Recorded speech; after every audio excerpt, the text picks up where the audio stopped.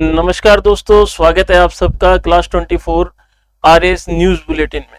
आज की न्यूज देखते हैं और उनका आरएस के पेपर से किस तरह के का संबंध है या कैसे प्रश्न आ सकते हैं वो भी अपन देखते हैं।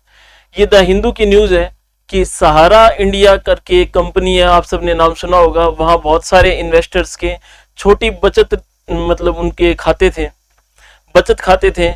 उन बचत खातों में पैसे इकट्ठे हुए और अलग तरह की एफडीज और कुछ अलग स्कीम थी सहारा इंडिया की। वो स्कीम फ्लॉप हो गई। उसके जो सीईओ थे सुब्रत रॉय, उनको जेल हो गई। सेबी ने उस पर शिकंजा कसा। एक प्रोजेक्ट में पैसे लगाने के बजाय सहारा इंडिया ने किसी और प्रोजेक्ट पे पैसे लगा दिए। उसकी केस स्टडी नहीं पढ़नी है, लेकिन बात यह है कि सहारा इंडिया से वापस से जो पैसे आए हैं 5,000 करोड़ रुपए, वो 10-10 हजार रुपए प्रत्येक जो निवेशक था, छोटे जो निवेशक थे, इन्वेस्टर्स थे जिन्होंने सहारा इंडिया में निवेश किया था, उनको वापस लेने की ये कवायद सरकार ने शुरू कर दी है। और इसके लिए एक पोर्टल बना दिया है सीआरसीएस का, central registrar of cooperative societies. इनका एक पोर्टल है जिसका मैं लिख देता हूं,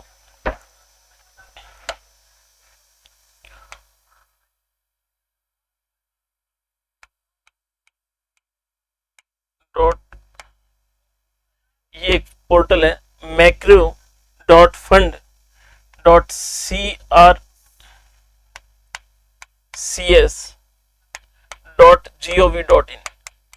ये पोर्टल बना दिया है और जो लोग पहले इसमें इन्वेस्ट कर चुके हैं वो वापस से इस पोर्टल पर जाकर के अपना आवेदन करके अपनी जो पुरानी पासबुक्स हैं उनको इसमें स्कैन करके और फॉर्म सबमिट करने के बाद में 10,000 रुपए अपने वापस ले पाएंगे।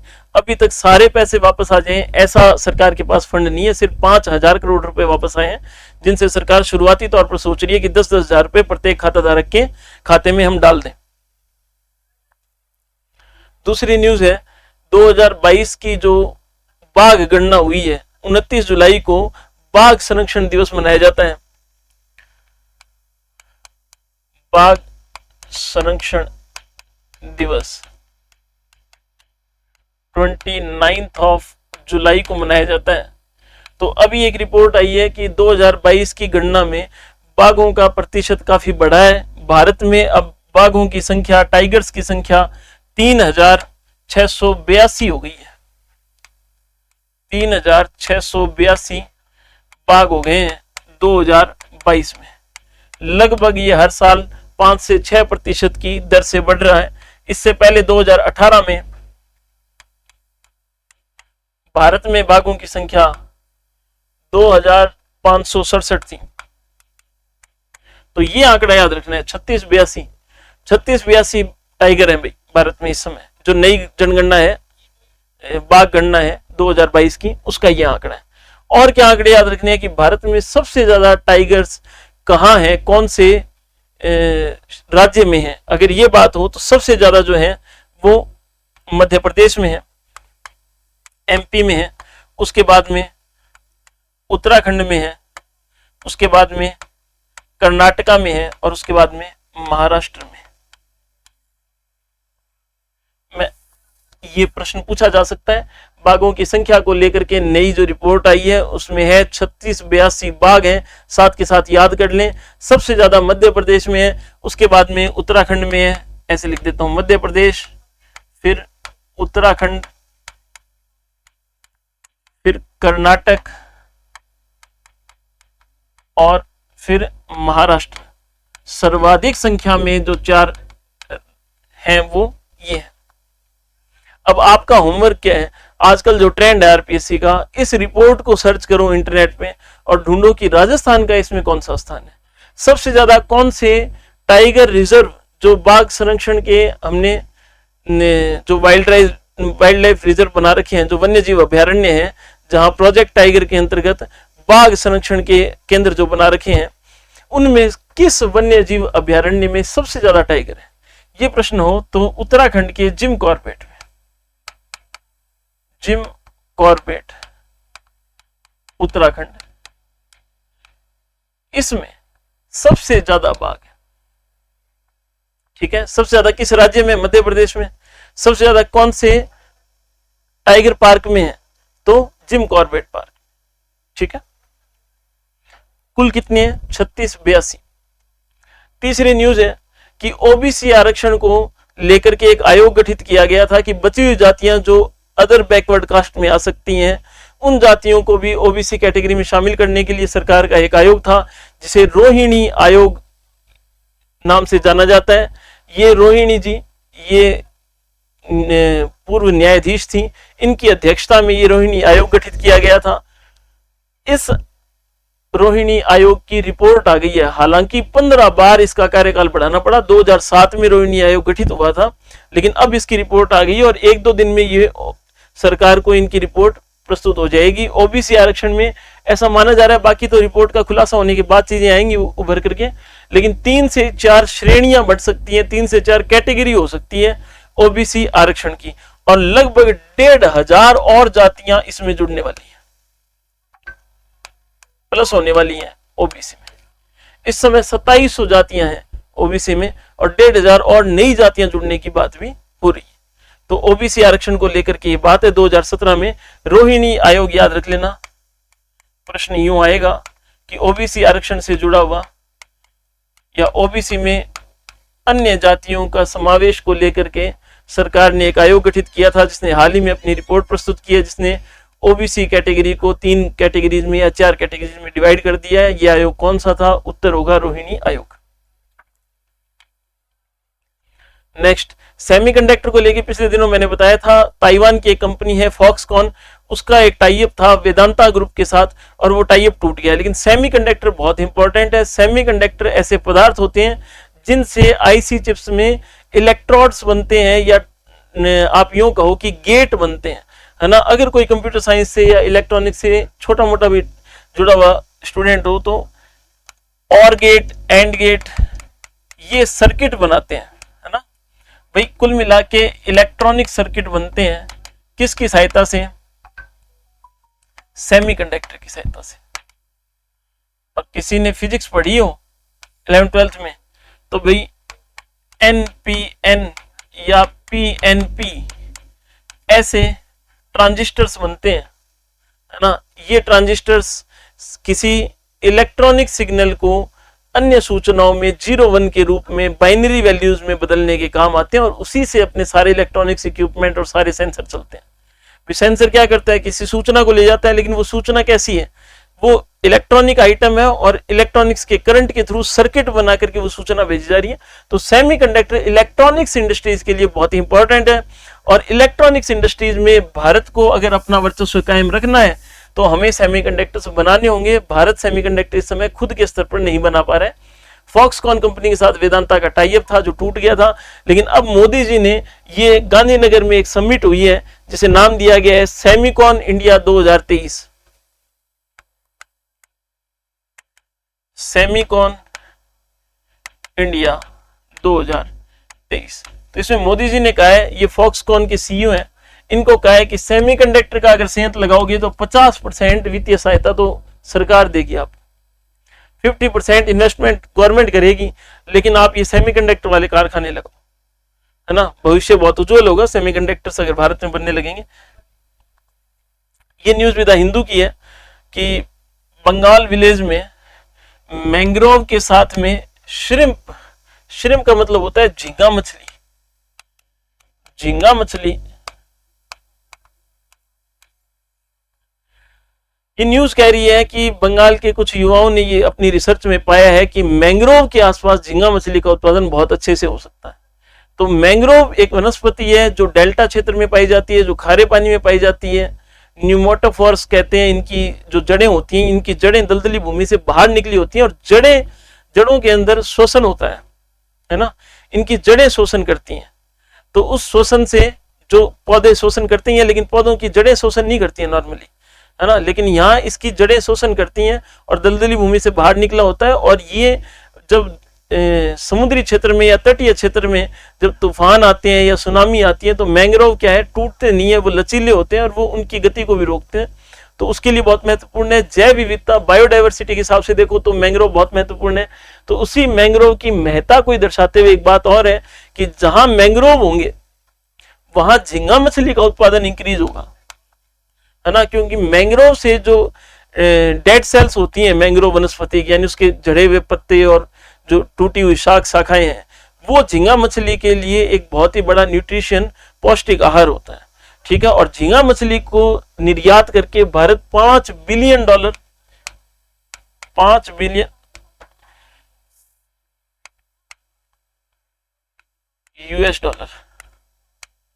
$5 बिलियन का भारत निर्यात करता है हर साल झींगा मछली से, ठीक है।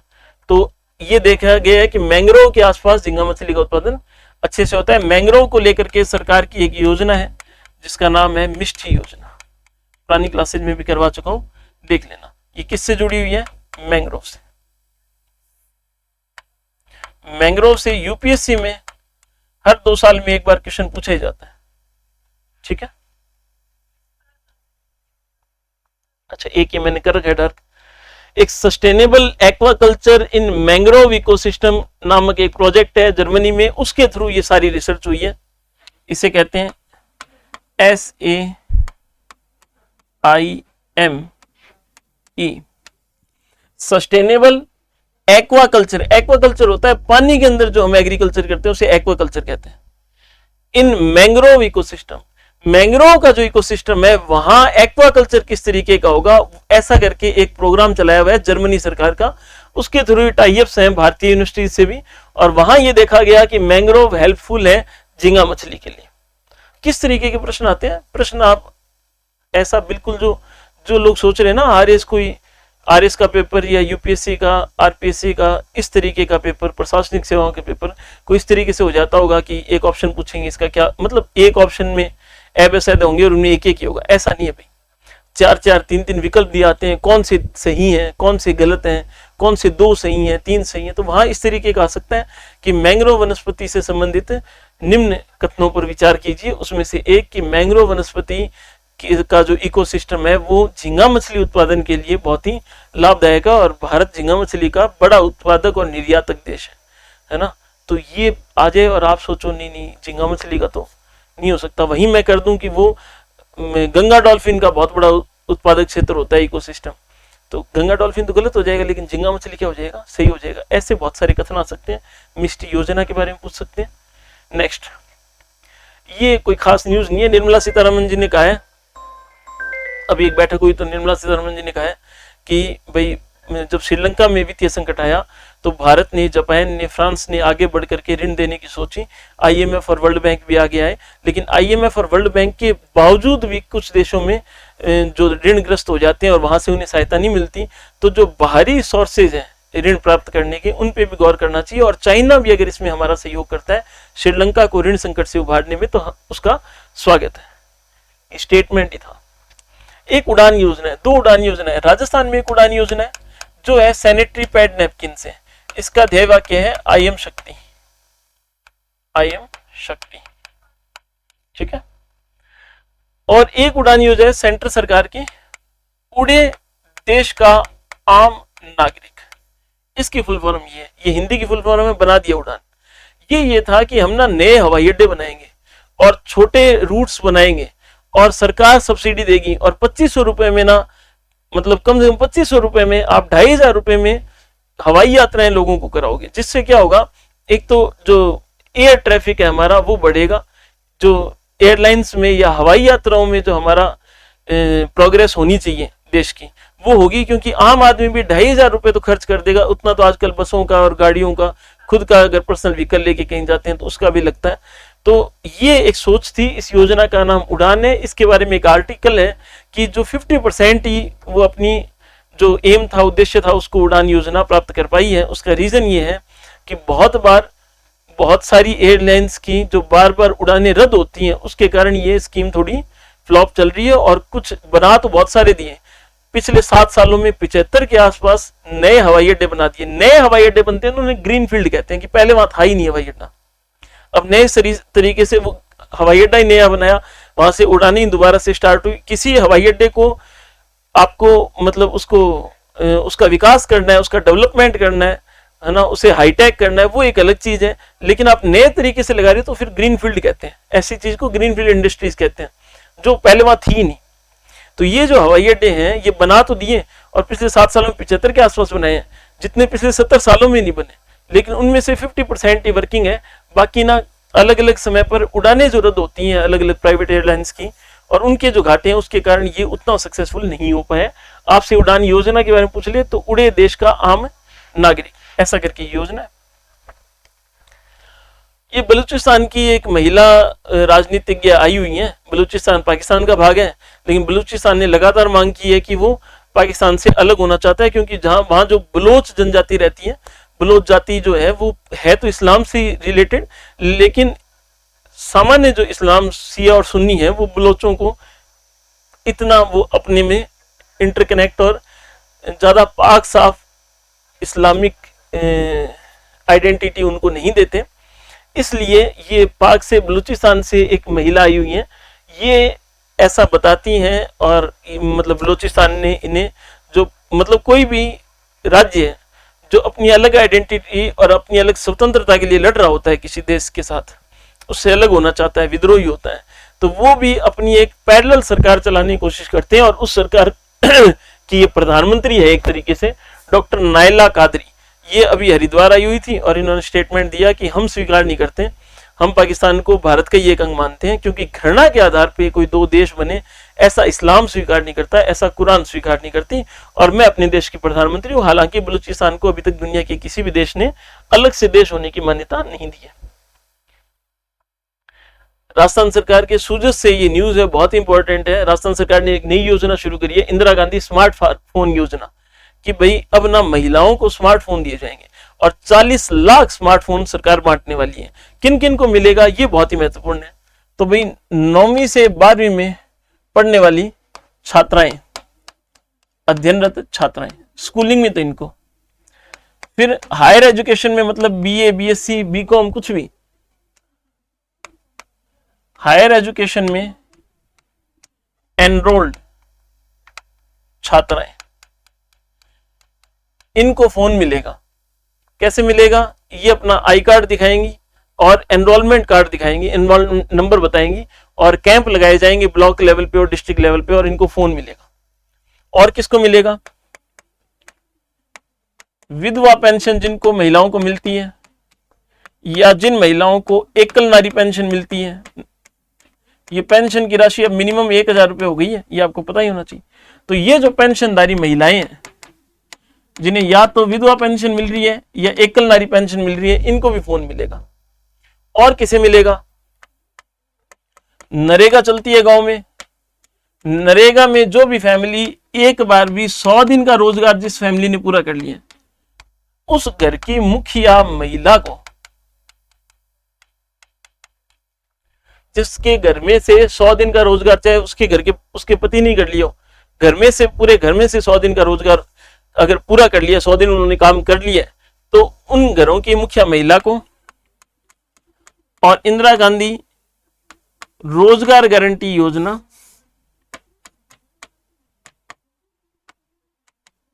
ये शहरी क्षेत्र में है। इसमें अगर 50 दिन किसी घर ने या किसी परिवार ने काम कर लिया, तो उसकी मुखिया महिला को देंगे, औरतों को ही। ये 6 कैटेगरी है। इन सबको क्या मिलेगा? फोन मिलेगा। नहीं मिलता है 181 पे फोन कर दो। क्या चाहिएगा? आधार कार्ड, जन आधार कार्ड। अगर कॉलेज वॉलेज में पढ़ती हैं छात्राएं तो भाई अपना आइडेंटिटी कार्ड और एनरोलमेंट नंबर, ठीक है। पैन कार्ड है तो लगा दो, वरना कोई बात नहीं। दिक्कत आए तो 181 पे फोन कर लो। कितने रुपए मिलेंगे? 6800 रुपए, जिसमें से 6125 रुपए फोन के लिए और 675 रुपए 9 महीने का रिचार्ज, क्योंकि इस वित्तीय वर्ष में 9 महीने बचे हैं, तो 9 महीने का 675 रुपए रिचार्ज और 6125 रुपए फोन के। अब आप कहोगे सर 6800 में कौन सा फोन देंगे? तो फोन कोई सही नहीं है। आप जाओ दुकान पे और 10,000 का खरीद लो, 20,000 का खरीद लो, सरकार तो आपके खाते में ये रुपए करवा देगी, ठीक है। मतलब ये डायरेक्ट बेनिफिट ट्रांसफर योजना के डीबीटी के अंतर्गत दिए जाएंगे। पैसे तुम्हारे खाते में आएंगे, तुम 20,000 का खरीद लो। अंगदान पखवाड़ा मना रहा है 15 दिन का। भाई लोगों को इस बात के लिए जागरूक करना कि किसी और का जीवन बच सकता है अगर आप अपना, या मृत व्यक्ति या मृत होने वाला व्यक्ति पहले से ही अंगदान की घोषणा कर दें, या जो व्यक्ति मृत नहीं भी हो तो भी जैसे किसी को किडनी दी जा सकती है परिवारजन को या किसी और को, जिससे दूसरे की जिंदगी बचे, तो उसके बारे में इसकी उपयोगिता के बारे में जन जागरूकता फैलाने के लिए इस अभियान में क्या होगा, पोस्टर की प्रतियोगिताएं होंगी, साइकिलिंग रैली होगी, वर्कशॉप्स होंगी, बताया जाएगा कैसे आप अंगदान कर सकते हो, क्या इसका महत्व है। ये पखवाड़ा मना रहा है राजस्थान 3 से 17 अगस्त। ठीक है, एनजीओ और सरकार मिलकर बनाएगी। ये गहलोत साहब ने ट्वीट किया है कि भाई मैंने बताया था ना टाइगर डे मनाया, अभी बाघ संरक्षण दिवस मनाया, तो प्रोजेक्ट टाइगर चलाया था इंदिरा गांधी ने 1973 में। तो गहलोत साहब ने ट्वीट करके बताया कि हमारे जो रणथंभौर में T-111 थी ना, उसके 3 बच्चे थे, तो उन 3 बच्चों का हमने नाम रख दिया चिरंजीवी, चिरायु और अवनी। ये चिरंजीवी तो योजना से इंस्पायर होकर रख दिया, 3 शावक हुए थे, तीनों का नाम रख दिया।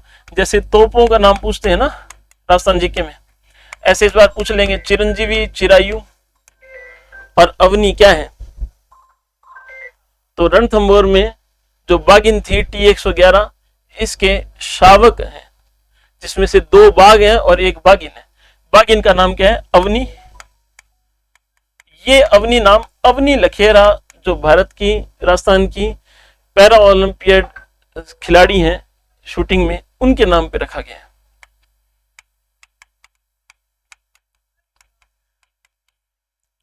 और एक और बाघिन है T-17 नाम था उसका,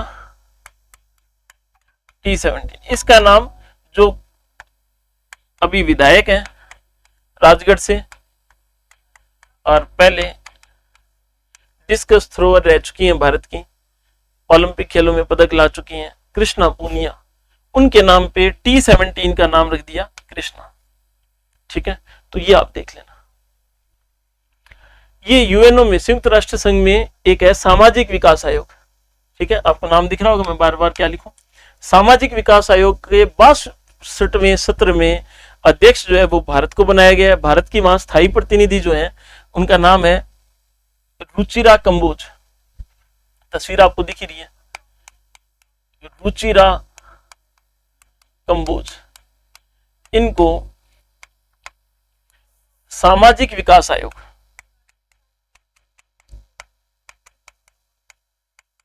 ये आयोग है किसका, यूएनओ का। इसमें 4-4 साल के लिए अध्यक्ष बनते हैं। टोटल 46 देश इस आयोग के सदस्य होते हैं। ठीक है, तो इस 4 साल के लिए भारत को बनाया गया। तो भारत का नंबर आया 1975 के बाद में, अब जाके आया है कोई, मतलब पहली बार ही आया लगभग। रुचिरा कंबोज, इनको बनाया गया। ये यूएनओ में भारत की स्थायी प्रतिनिधि है। ठीक है, तो ये प्रश्न आ सकता है सामाजिक विकास आयोग। थोड़ा सा मैं बता दूं, क्योंकि मेरा उद्देश्य तो ये कि आपको चीजें कंसेप्ट क्लियर हो कि सामाजिक विकास आयोग होता क्या है। ये आयोग जो यूएनओ में तो बहुत सारे देश हैं, तो वो जो अंतर सरकारी जो एजेंसियां हैं अलग अलग देशों की, वो जिन सामाजिक मुद्दों पे बात नहीं कर पाती है, जो मुद्दे उनके एजेंडा में नहीं है, वैसे सामाजिक कार्यों को या सामाजिक मुद्दों को ये सुझाती हैं, सलाह देती हैं। किसको, यूएनओ की एक संस्था है, इको से इकोनॉमिक्स, ए से है एंड, SCOC,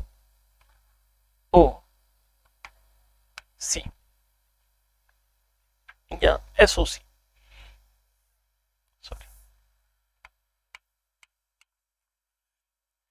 ये यूएनओ की एक संस्था है। इकोनॉमिक एंड सोशल कमेटी है या काउंसिल है, परिषद है। ठीक है ना, इकोनॉमिक एंड सोशल काउंसिल, आर्थिक और सामाजिक परिषद।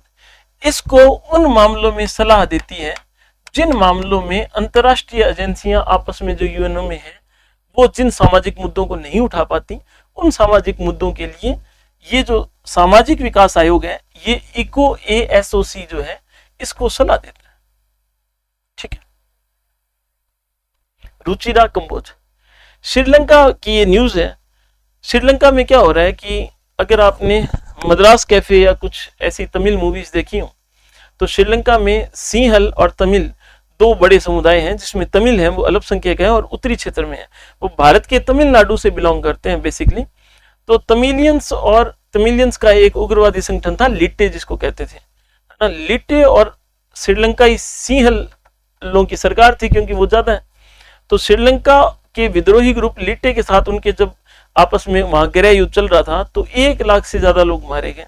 सरकार 20,000 का आंकड़ा कहती है कि 20,000 लोग अब भी गायब है। और पिछले दिनों क्या हुआ, वहां का एक जल बोर्ड जो होते हैं ना, अपने यहाँ PhD होता है, ये कोई खुदाई वुदाई कर रहा था तो कई कब्रें निकली और कई नरकंकाल निकले। तो उन्होंने कहा है कि भाई जो तमिलियन है ना, वो कह रहे हैं कि इन कब्रों की जांच हो, तमिल जांच की डिमांड कर रहे हैं कि भाई इन कब्रों की जांच हो। ये न्यूज गलत लिखी है, कब्रों की जांच के विरोध में, ऐसा नहीं है। तमिलियन चाहते हैं कि कब्रों की जांच हो क्योंकि हमारे बहुत सारे रिश्तेदार, बहुत सारे परिचित है ना, कई सालों से लापता ही हो गए, तो हमें पता तो चले कि हमारा आदमी था। वो जो आपस में गृह युद्ध चल रहा था उसमें बहुत सारे लोग ऐसे लापता हो गए, वो मर ही गए होंगे है ना अमूमन, लेकिन किस तरीके से उन्हें मारा गया उसकी विस्तृत जांच तो है ना, ताकि ये मानवाधिकार का इशू है ना, सरकार के प्रति उन लोगों का ब्लेम है ना, कौन लोग उसके लिए उत्तरदायी थे, तो मर गए ऐसा नहीं।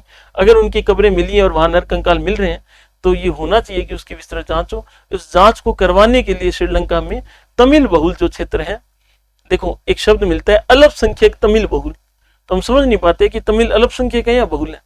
भी तमिल श्रीलंका में तो अल्पसंख्यक है, लेकिन वो जो तमिल अल्पसंख्यक जहां ज्यादा रहते हैं उन लोगों ने ये डिमांड करी है कि उन कब्रों की जांच की जाए। ठीक है, बहुत ही ध्यान से मुझे सुना, इसके लिए धन्यवाद। अब आज का प्रश्न देता हूं।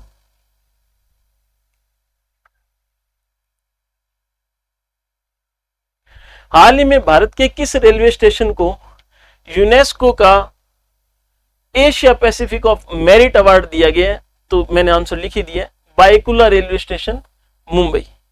ठीक है, और अगला आंसर आपसे छुपा लेते हैं और ये आज का प्रश्न हो जाएगा। मैं आगे इसको छुपा ही देता हूं।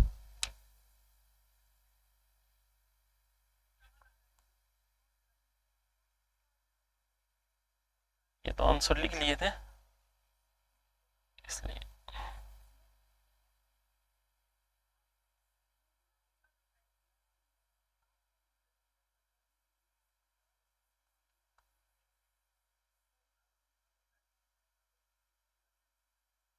या इससे भी नेक्स्ट देखते हैं।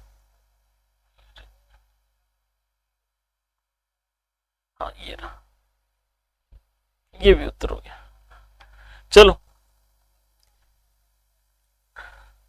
चलो 4 प्रश्न है, आप देख लो उत्तर साथ के साथ ही। भारत के किस रेलवे स्टेशन को यूनेस्को का Asia Pacific of merit award दिया गया है?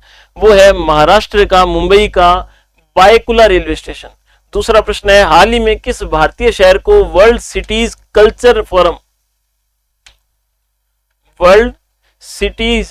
कल्चर फोरम में शामिल कर लिया गया है? बेंगलुरु। ठीक है,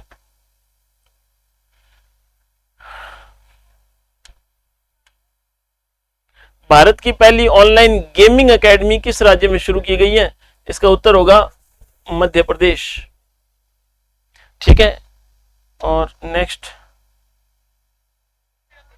हाल ही में किस राज्य ने अपने निवासियों को न्यूनतम आय गारंटी देने के लिए कानून बनाया? तो राजस्थान। ठीक है, ये ऊपर वाला प्रश्न एक बार और बता देता हूं। ऑनलाइन गेमिंग एकेडमी क्या होती है बच्चों? ऑनलाइन गेमिंग एकेडमी ये होती है कि जैसे क्रिकेट एकेडमी है, फुटबॉल एकेडमी है, तो कुछ लोग ऑनलाइन ही खेल खेलते हैं, उनके लिए सरकार ने कोई एकेडमी बनाई है क्या? कहीं पबजी खेल रहे, पबजी वालों के लिए बनाई है। कहां बनाई है? मध्य प्रदेश में। 27 जुलाई से 7 अगस्त तक यहां Madhya Pradesh junior e sports championship हो रही है। E sports.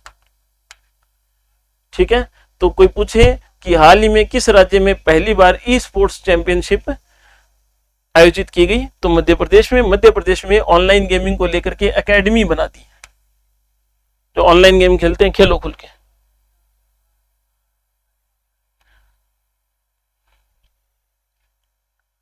चलो ये नीचे वाला प्रश्न ये कर लो, ये कमेंट बॉक्स में बता देना।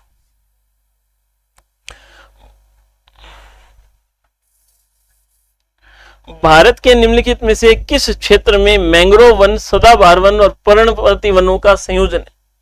भारत का ऐसा कौन सा क्षेत्र है जहां मैंग्रोव वन भी मिलते हैं, सदाबहार वन भी मिलते हैं, पर्णपाती वन भी मिलते हैं?